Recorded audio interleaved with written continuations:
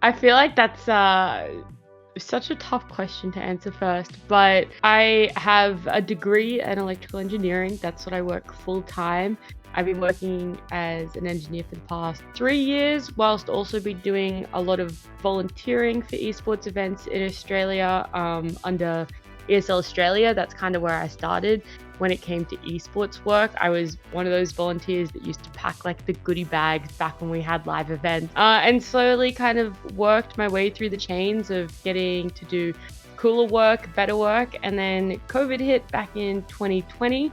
And at the end of 2020, I guess see if I was interested in doing a League of Legends broadcast come 2021. And that's where I started about a year ago doing interviewing for League of Legends. Then it slowly transitioned into doing hosting for TI qualifiers. And then before you know it, at the end of 2021, I was asked to do DPC 201 hosting for Southeast Asia region and the Eastern European English broadcast for Beyond the Summit. And so 2022, that's how that started, which was really cool. Less than a year on from when I started in broadcasting. And yeah, that has always kind of been my main MOBA, even though I started work in League of Legends, which can be quite controversial at times. I have so many people asking me if I prefer League, if I prefer Dota.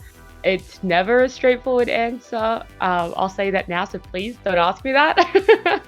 I do have my answer, but it's never as simple as one over the other.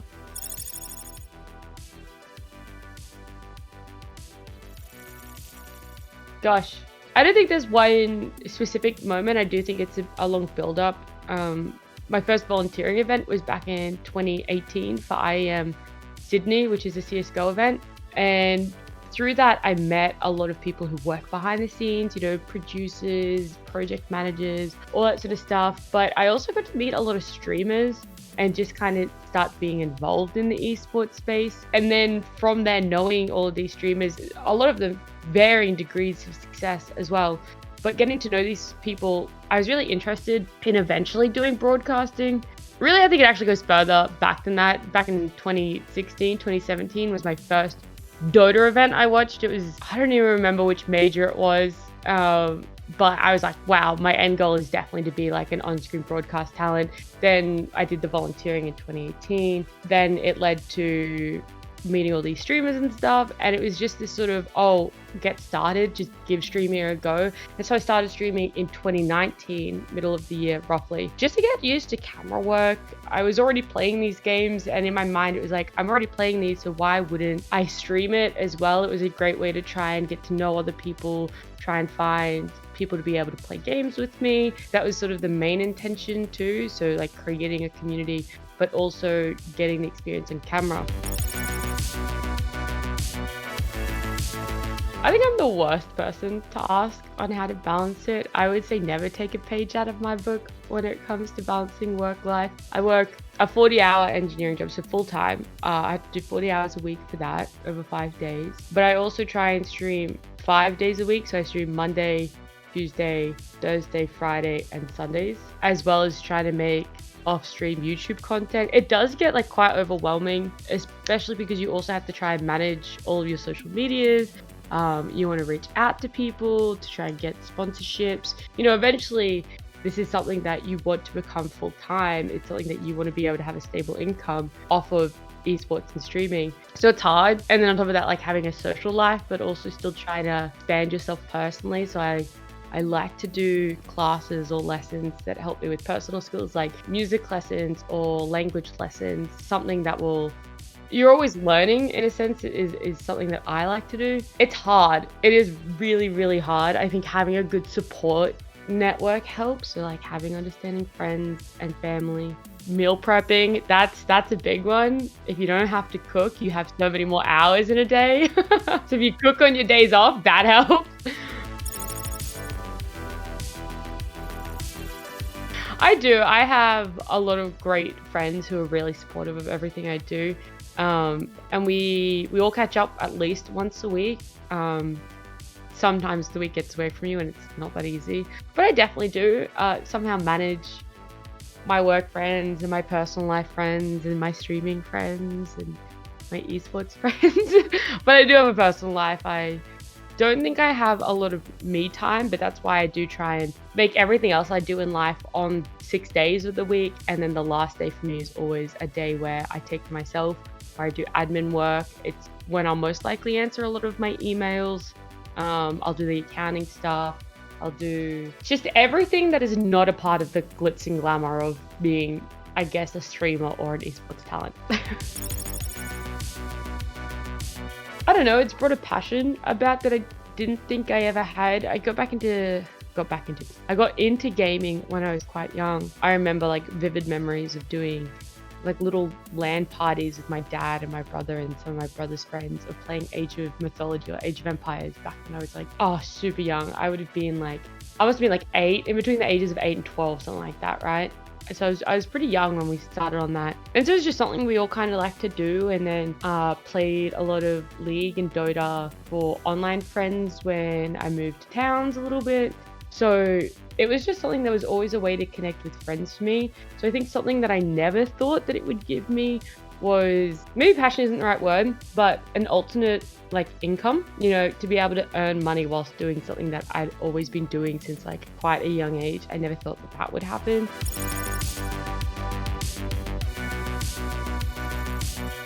For Dota broadcast, it is really difficult to be able to prove yourself. I think as a whole, Oceania is pretty hard done by, so I somewhat semi-include Southeast Asia in that. In the previous years, I would say from maybe the past year and looking into the 5 years in the future, I think Southeast Asia has a lot of potential for growth, and I think a lot of companies are potentially turning their eyes towards that.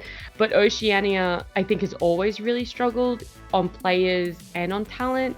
I think League and CSGO talent have more chances to prove themselves in comparison to Dota. So if you want to be a really good host or caster, and it's easy for play-by-play casters than it is for color casters, but if you want to be a really good caster or a really good host or an interviewer, try and do as many games as possible. I know that might sound counterintuitive, but if your end goal is this one game, if your end goal is like, I want to work at TI for Dota, and you only take Dota events, if you're in Oceania, your talent reel is going to be really, really small. You're going to only be able to do maybe 2-3 events a year, and that's not enough to be able to fully showcase your depth of, I guess, talent, for lack of better words.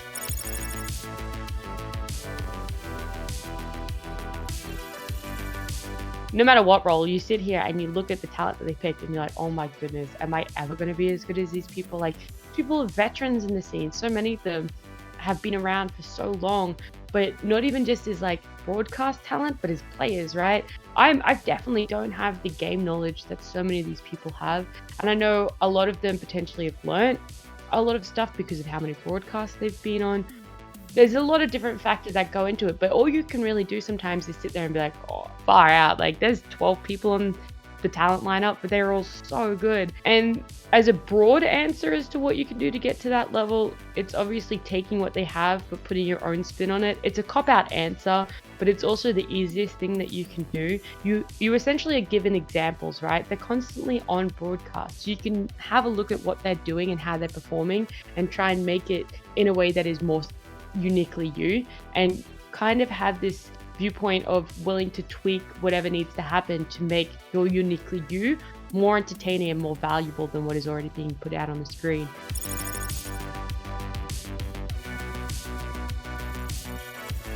It's also really hard to focus on struggles in the sense that I try not to. Every time I think I have a struggle, sometimes I reflect on what other Dota personalities have sort of had run-ins with.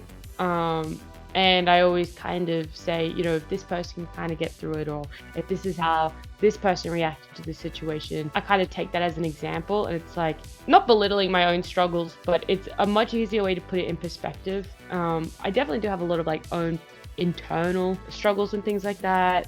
I'd be very surprised to know if there is a single Dota talent out there that hasn't struggled with self-confidence issues when it comes to broadcasting. Having the conviction in what you say on broadcast as well, even if you are potentially wrong, that's a pretty big struggle. There's a lot of on-screen stuff that I think a lot of us struggle with, the sitting there being like, am I good enough? Was that a good performance? will I be asked back for more work? Have I blown my job? The late night thinking definitely turns over, and it's not exclusive to just late night, right? You could come out of a segment as we're going into a game, and some of us can sometimes sit there being like, I think one struggle is just Twitch chat, but I think everyone can say that that's a struggle.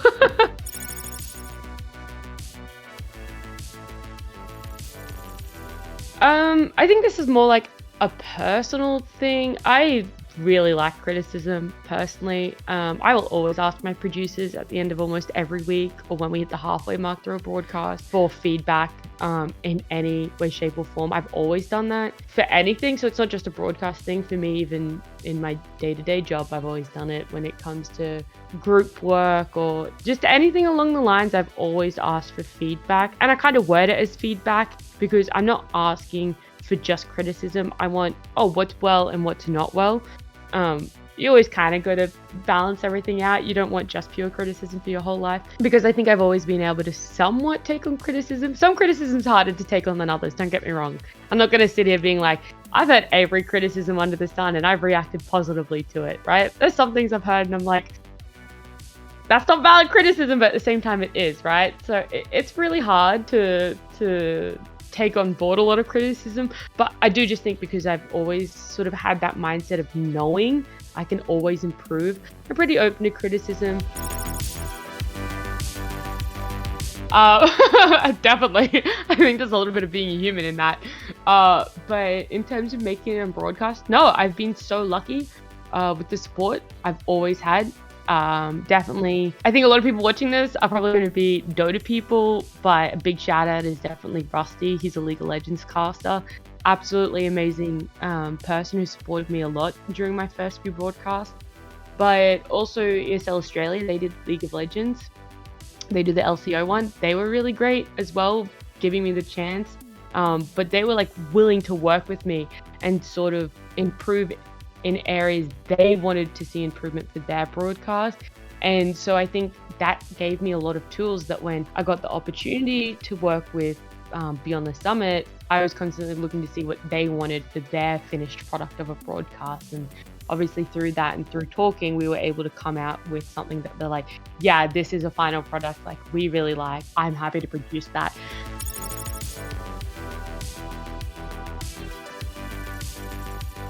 It's hard to know, obviously, what most people don't know or do know about hosting or just desk segments in general.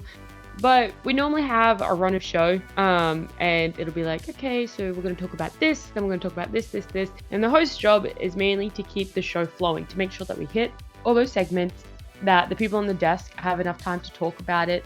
Obviously, as long as we have enough time before games start, making sure that everyone kind of gets their 2 cents in, forming everyone. The main part of host is definitely offering that information, making sure the flow of the show is there, making sure it never fully comes to like a standstill where you're sitting there like, and now we're just waiting for the game to start, and there's not much more we have to talk about, right?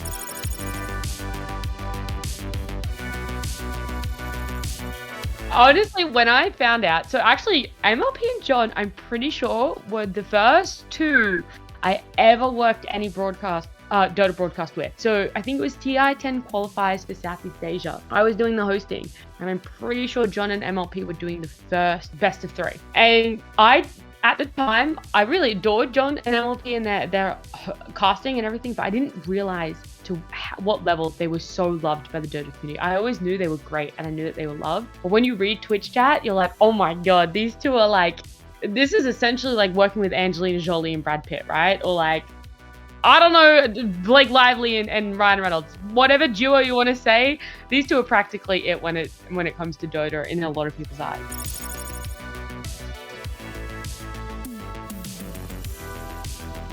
Studio is so much easier. I will start this out by saying that it is so much easier to do it in studio. I think the nerves can build up a little bit more, but because you're with other people, it's very easy to calm them. I started broadcasting back in February of 2021, was my first ever broadcast, sometime in the middle of February. And that was all online. We did a whole split of League of Legends online. That went for 8 weeks, I think 6 weeks, and then 2 weeks of playoffs. And the very finals of League of Legends was in studio. So that was my first studio experience, and oh my god, I was so nervous. I don't think I did a very good job. It was very hard to tell which camera to look at sometimes.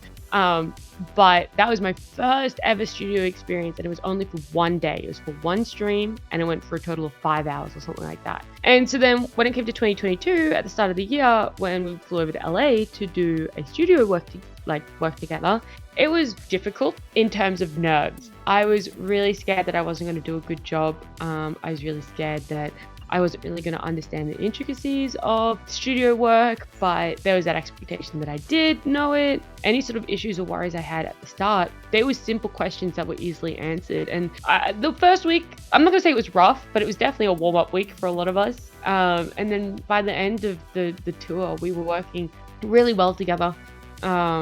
We knew all the in and outs of body cues and body language of who was going to speak next, who was I directing the question to, all that sort of stuff that when you're online, if you're asking someone a question, you need to obviously attach their name somewhere, and it kind of makes the flow of conversation or the flow of a question really difficult. But when you're in person, you don't have to worry about that, and so the conversation feels really normal. If you have a conversation with someone in person, face to face, or like with, let's say there's 3 people standing around, if you were to ask someone a question, you're not going to say their name every single time, right? If you're in person, you would just kind of look at them and ask the question. But online, you can't do that. So in the regional finals, I'd be like, oh, gods, what do you think of this? Or, oh, sheepstick, what do you think of this? Or this, and this. Wouldn't you agree, gods? And so you'd have to like attach a name to it. And sometimes it made hosting feel awkward. I don't know if it came across that way, but sometimes it felt like that.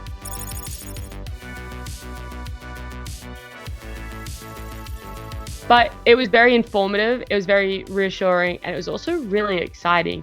And that's not just for me on a personal level, but the work we're producing and the games coming out, seeing, I guess, a lot of teams be able to do things that people might not expect them to, for the ladder to not necessarily end up exactly how people wanted it to. I think as a host, and this encompasses a little bit of being a spectator too, it was very exciting in that way.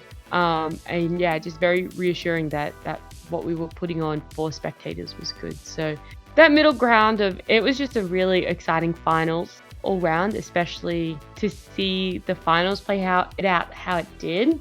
But then there was that one essence of the last game being quite unfortunate for T1 having to play with another stand-in. So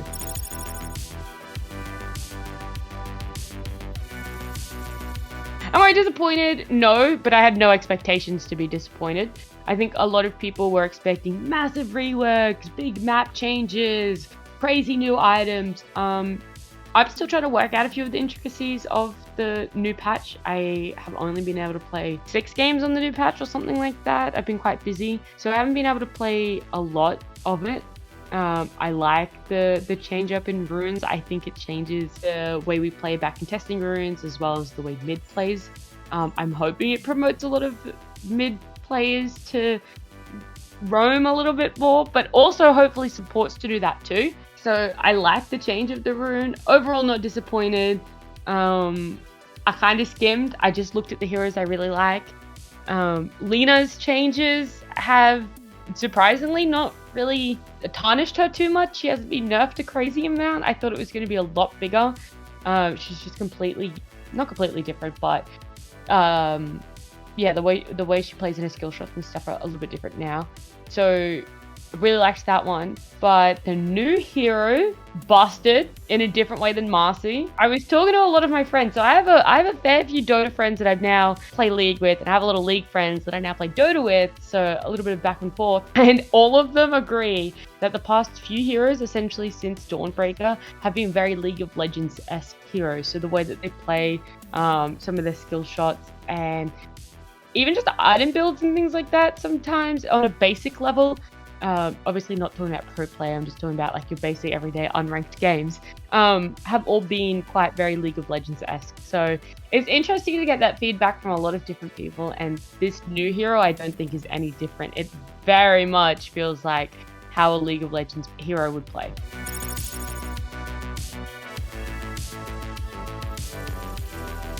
Professionally, I would like to drop engineering and do esports full time. I guess if I were to look forth in my 1-year plan, I'd love to work a major. I would love to work TI, but I think a lot of people can put that one on their list. That one I'm not as hard set on. I know that one, it's a long battle for that. There's a lot of amazing talent out there. And so my end goal this year isn't TI at all. It's not a make or break for me. I think a major, though, is something I see a little bit more achievable and something I'd love to work on. As for personal growth, I'd love to see my YouTube channel hit 1,000 subs, but also just kind of start producing a little bit more consistent content, and that's on me to make sure that that is happening. So yeah, aiming for more consistent content on my YouTube. I was really good for about like 3-4 months, putting out 2 videos a week, and then I went over to LA and I just did not have the time to record. So I want to get better at that, kind of make sure I'm always putting in time for my content and see that one growth, that personal sort of milestone I'd love to see. Those who are watching this, I really appreciate you guys watching. Hopefully you learned a little bit more about me as well, and it has at least been somewhat interesting. Hopefully you're not sitting there yawning at how boring my life can sometimes be. But also for everyone who's always been really supportive of me coming in as new talent into the Dota scene. You probably don't know how important that is, not only for myself, but for potential new talent that could be coming into the Dota scene within the next few years.